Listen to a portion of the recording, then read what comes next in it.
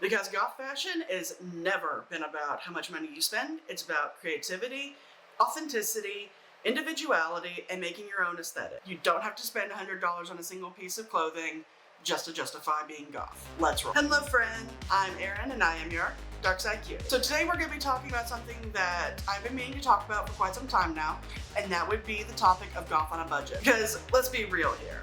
Not everyone has a coffin-sized wallet and budget to really work with a full kill-star wardrobe. And that's especially true in today's climate. I mean, let's call a bad a bet where we can, shall we? So in this video, I'm going to be sharing with you guys my favorite tips, tricks, hacks, everything in between in order for you guys to absolutely slay your dark wardrobe and your dark heart. So first one I'm going to say is a little bit of a mindset shift. Goth fashion has never been about how much money you spend. I want to say people early on in the subculture even did a lot more DIY than we do today. So let me clear the air a little bit. It's always been about creativity and authenticity, not how much money you spend. Honestly, the starting tip I would give out would be to start a capsule wardrobe. If you guys want, I can completely go into a different video on how to start a goth capsule wardrobe.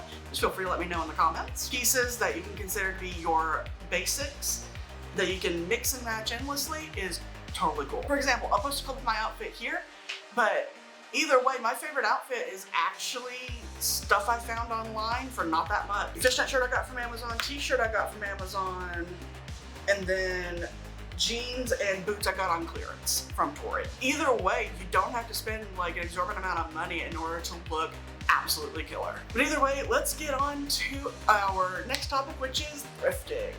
Thrifting can be amazing if you know where to look. I know not everyone has access to, let's say, ideal circumstances when it comes to thrifting, because again, it depends on where you live, but you can transform just about anything with a little creativity and spooky surgery. Stock up on basics, you will always be able to customize them later. Also, go in completely colorblind. If you need to, a packet of dye is not really that expensive.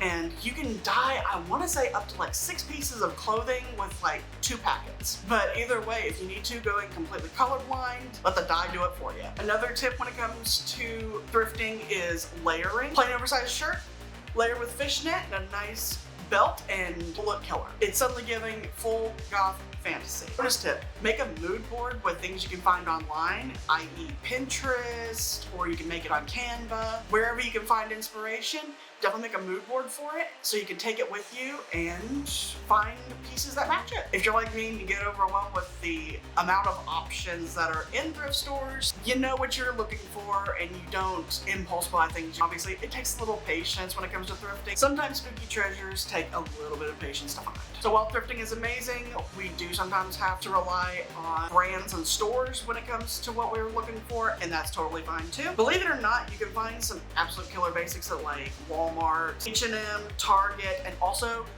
I may get flack for this, don't sleep on Hot Topic clearance. If you want something a little bit more unique, definitely check out various Etsy stores. In some cases, you can even get them customized. Really, the main trick is knowing when to save versus when to splurge, and my philosophy with that is looking at the cost per wear of an item. If you know you're going to be getting a lot of wear out of a certain item, then it's okay to spend a little bit more in order to get more bang for your buck. Like one basic item I would definitely say you could save on would be like t-shirts or leggings. However, it would be wise to save a little bit more money and get some good quality boots or shoes. Don't forget coupons, clearance, seasonal sales, and really any sort of discount you can get, because those are definitely your best friends. When it comes to DIY and upcycling a piece, you can take the most boring basic and make it an absolute killer goth staple with just a few minor tweaks and give it some spooky surgery. You can distress a top with some scissors, you can distress some jeans with some sandpaper. You got some old clothes, re-dye them, bring them back to life. Things like chains, studs, patches, anything you think of can add character. You don't need like top of the line sewing skills in order to make a piece your own.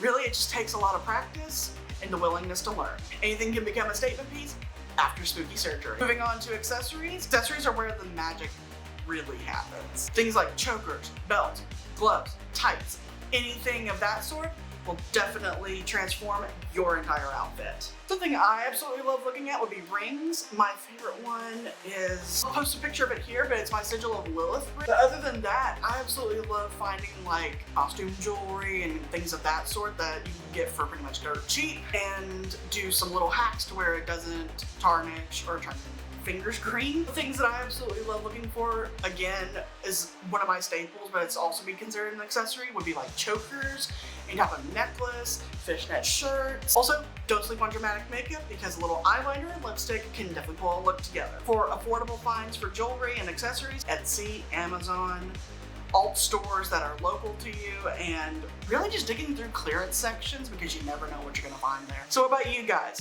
What are your goth budget fashion tips? Feel free to leave them in the comments below. Stay cute, stay spooky.